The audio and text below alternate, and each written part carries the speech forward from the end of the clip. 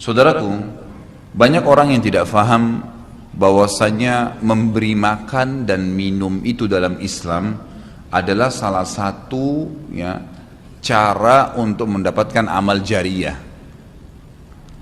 Jadi banyak orang memikirkan amal jariyah itu hanya membangun bangunan, hanya membagikan Al-Quran sehingga dihafal. Intinya fisikal, bentuk materi saja atau material ya. Lebih ke masjid, lebih ke bangunan, lebih ke jalan, lebih ke sumur gitu kan. Padahal sebenarnya ada hal-hal lain yang bisa menjadi penyebab amal jariyah, di antaranya makanan dan minuman. Jadi hadis Nabi SAW yang sahih riwayat Imam Ahmad, ini rahasianya di hadis ini. Kata Nabi SAW, "Ma wudi'a ta'amun illa wada'allahu fihi barakah." Tidak ada makanan atau minuman yang dihidangkan untuk orang lain kecuali Allah, atau dihidangkan buat diri sendiri juga masuk sebenarnya, kecuali Allah jadikan bagian dari makanan dan minuman itu berkah. Maksudnya berkah apa? Kata para ulama, dia akan berada di tubuh orang yang mengkonsumsinya selama dia masih hidup. Jadi begini, orang tua kita semua, Bapak Ibu sekalian, orang tua kita, seperti saya, orang tua saya misalnya, pada saat saya ceramah di masjid ini, saya mendapatkan pahala karena menyampaikan agama Allah, insya Allah, bila diikuti dengan keikhlasan. Semoga Allah ikhlaskan niat kita. Orang tua saya panen pahala saya. Kenapa Bapak Ibu sekalian? Karena saya tumbuh dari ASI ibu saya, dan saya tumbuh dari nafkah ayah saya. Makanan, minuman yang saya makan selama ini sehingga membantu pertumbuhan badan saya menjadi besar dan akhirnya saya bisa hidup, maka itu menjadi amal jariyah. Makanya dalam hadis riwayat Imam Muslim, seorang sahabat bertanya, "Ya Rasulullah, ayyul islami khair?" Perbuatan apa dalam Islam yang khair? Khair ini yang baik sekali, pahalanya besar sekali, selain yang wajib, yang sunnah-sunnah aja nih. Nabi SAW tidak mengatakan perbanyaklah sholat sunnah. Kenapa? Sholat sunnah secara individual, puasa sunnah, zikir, ngaji, bukan. Karena orang ini mengatakan khair artinya yang banyak sekali pahalanya, banyak sekali manfaatnya dan ringan, sunnah.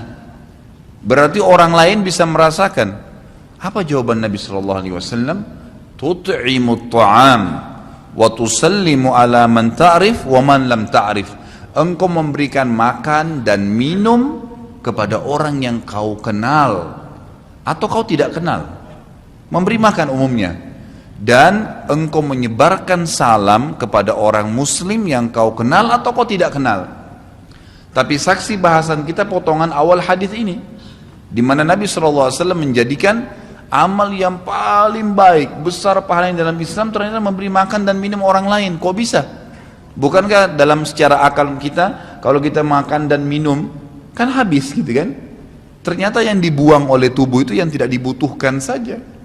Yang jadi mohon maaf air seni kita, air kencing dan buang air besar jadi tinja itu yang tidak dibutuhkan oleh tubuh, tapi yang dibutuhkan diambil, diserat, gitu kan? Dia akan menjadi bagian daripada otot-otot, urat-urat yang memang membutuhkan pembaharuan, atau bahkan menjadi bagian daripada darah di tubuh kita dan seterusnya. Tubuh kita terdiri dari 75% air.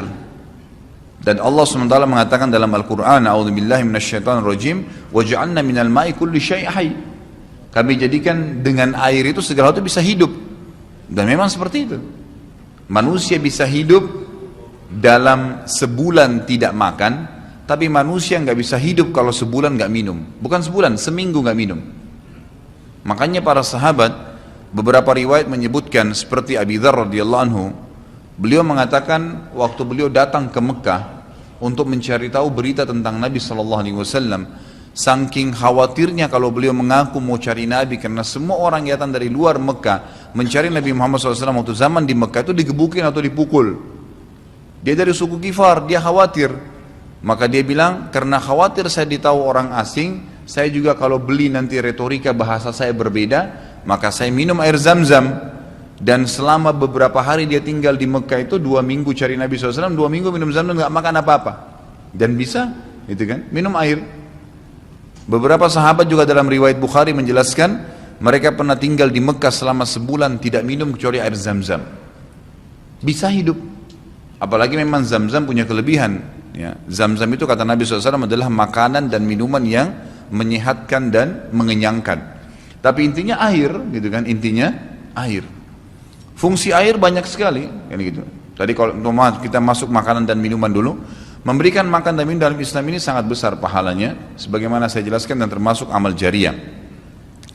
Di dalam Islam ada beberapa kegiatan yang kita disuruh untuk memberikan makan dan minum orang, seperti misalnya membuka puasakan orang lain dengan minum dan makan, dan dijanjikan pahala yang besar. Man fattara sha'iman kana lahu mithlu ajri sha'imin min ghairi an yanqus min ajri sha'imin syai'a. Siapa yang membuka puasakan orang lain, maka dia akan dapat pahala orang itu tanpa dikurangi sedikit pun dari pahala orang yang buka puasa tadi. Dan Umar bin Khattab radhiyallahu anhu pernah memanen pahalanya 1 kota Madinah di zaman khilafah beliau dengan air. Jadi zaman khilafah beliau di akhir hidupnya, di akhir khilafahnya beliau sempat di akhir Ramadan juga, bukan di akhir khilafah, di akhir Ramadan, dia salah satu tahun khilafahnya beliau sempat ingin membuka puasakan orang, sudah mau habis Ramadan, ingin dapat pahala. Waktu itu beliau jadi khalifah, jadi raja, diiklankanlah di Madinah, ya dia bilang pada pembantunya, gulamnya, tolong iklankan kalau saya akan buka puasakan orang. Ingin cari pahala, orang semua diiklanin. Amir Mu'minin bin Khattab mengundang buka puasa. Orang-orang pada berbondong-bondong datang. Yang undang siapa? Raja. Yang orang bayangkan ini akan ada kambing bakar, yang akan ada ini, akan ada itu, macam-macam. Raja yang undang, gitu kan. Ternyata Bapak Ibu sekalian, waktu sudah ngumpul semua jemaahnya, masyarakat depan Umar menyuruh membagikan gelas-gelas yang zaman itu memang terbuat dari tanah liat. Kemudian dibagikan satu-satu dan disuruh antri di sumur. Gitu kan? Karena memang mereka minumnya di sumur waktu itu, tidak ada sumber air yang lain gitu kan. Mereka antri di sumur, lalu mereka ambil isi air masing-masing di sumur itu, antri kemudian sambil duduk. Setiap kali seseorang di antara mereka dituangkan air di gelasnya, mereka berkata, mungkin sebentar keluar kurmahnya, makanannya dan seterusnya. Begitu terdengar azan, kata Umar kepada pembantunya, sampaikan kepada seluruh muslimin, silakan berbuka puasa dengan air yang ada di tangan mereka. Maka dia pun mengatakan silakan buka puasa, dan selesai segelas air ini maka selesai buka puasanya Amir Mu'minin gitu. Orang akhirnya bubar, tapi pada saat itu orang faham Umar bin Khattab ingin mencari pahala orang gitu kan, ingin mencari pahala saja. Dan ini sudah saya tekankan, kalau menjelang Ramadan Anda juga bisa ikuti pengajian saya di YouTube, ada judulnya Dahsyatnya Ramadan. Salah satunya itu kalau tiba Ramadan ikhwah, maka maksimalkan waktu membuka puasakan orang. Apa susahnya membeli sedus air, ya air mineral, berapa harganya?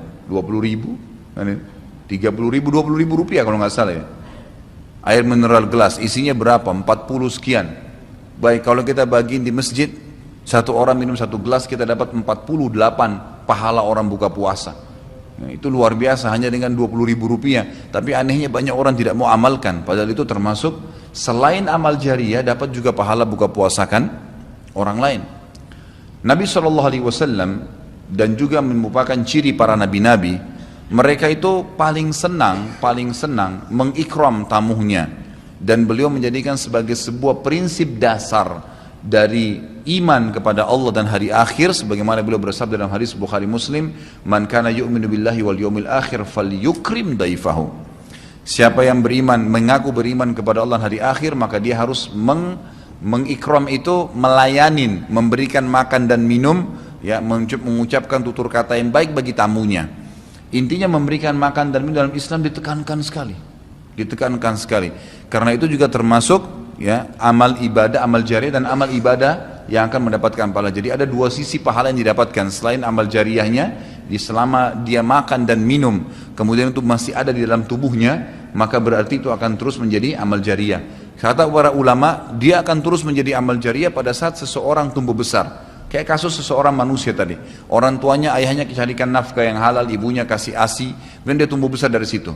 Tumbuh besar ini ternyata menjadi otot-ototnya, menjadi komponen dari tubuhnya. Kemudian dia menjadi besar, lalu dia menikah. Dari komposisi tubuhnya tadi, ternyata ada yang mengalir di sperma dia kepada anaknya. Kemudian anaknya tumbuh besar juga dari situ, dan seterusnya. Jadi amal jariah selama masih ada manusia itu. Jadi seperti itu luar biasanya gitu. Di antaranya tadi saya bilang, kita bisa mendapatkan pahala dengan buka puasakan orang. Yang kedua, mengikram orang. Mengikram ini memberikan, menyuguhkan sesuatu buat tamu. Ya. Termasuk ya, yang dianjurkan adalah sering-sering ya, mentraktir orang lain. Ada kultum saya itu. Subhanallah, saya isi salah satu pengajian di salah satu kantor di Sudirman ini. Sampai saya dibisikin, Ustadz, setelah saya nonton di YouTube ceramahnya Ustadz tentang traktir, ini teman-teman semua pada berebut nih, saling traktir-traktiran gitu. Jadi nggak lagi nunggu temannya yang bayar, tapi dia yang bayar duluan. Ternyata itu amal jariah ya Ustadz ya. Oh iya, amal jariah. Kan gitu. Memberikan makan orang, bayangkan kalau dia makan dan minum dia kenyang. Kemudian ada yang jelas pasti ya, makanan minuman yang dimakan dan diminum itu pasti ada bagian yang akan menjadi komposisi tubuhnya. Nggak mungkin semua terbuang. Maka itu berarti akan jadi amal jariah. Apalagi kalau dasarnya yang kita berikan makan orang-orang yang bertakwa, orang soleh, luar biasa. Makin kuat dia beribadah. Ciri Nabi Ibrahim alaihissalam, Nabi Ibrahim itu malah luar biasa ikramnya. Ya. Dia suka dengan tamu, sampai-sampai kalau dihidangkan makan, cirinya beliau nggak pernah makan sendiri. Pasti habis dihidangkan makan, dibuka pintu rumahnya, siapapun lewat dipanggil makan sama dia. Syekh bin Baz hafizahullah rahimahullah, beliau sudah meninggal. Salah satu muridnya menceritakan, beliau itu punya rumah, ya, rumahnya dia di belakang atau di samping rumahnya itu ada sebuah tempat yang kosong, pakai AC, ya dilapangkan seperti masjid inilah. Setiap hari beliau menyiapkan makan siang dan makan malam untuk 600 orang. Setiap hari. Siang itu untuk 600 orang, malam untuk 600 orang. Jadi 1200 orang yang makan setiap hari. Atau 1200 porsi lah ya. Kalau orang yang sama makan siang dan makan malam. Sampai-sampai beliau bukan mengundang ya, enggak diundang orang. Jadi awal-awalnya saja diiklanin. Jadi kalau sudah tiba waktu makan siang, yang lagi nyapu jalanan mampir, yang lagi lewat mampir, yang muridnya mampir, yang kerabatnya mampir, pokoknya mampir 600 orang. Siang malam, tiap hari sampai belum meninggal. Itu bagaimana mereka mengikramnya. Kadang-kadang kita subhanallah, makanan kita taruh di kulkas sampai rusak, nggak mau dibagi kepada orang. Pelitnya luar biasa. Kalau buahnya lagi berbuah dibungkus, nggak mau dibagi ke orang lain. Padahal sebenarnya rahasia untuk menambah berkah sesuatu benda, rezeki kita, itu diinfakkan dulu. Kata Nabi SAW di dalam hadis Bukhari, Allah SWT berfirman, ya ibna Adam, anfik alaik. Wahai anak Adam, infak dulu baru saya infakkan kepadamu. Artinya baru saya berikan, bukakan rezeki itu. Kita kalau mau otomatis ya, spontan, begitu dapat makanan, ada makanan terus langsung dibagi. Dibagi langsung pada saat itu. Nih, bagi sama teman misalnya, atau dikata porsinya sebagian, atau kita beli bungkus yang lain. Ini saya beli satu bungkus makanan 10.000. Beli satu bungkus yang lain khusus kasih fakir miskin. Sebagai tanda syukur terhadap makanan tadi itu. Langsung diinfakkan. Itu spontanitas, tidak berhenti rezekinya tuh.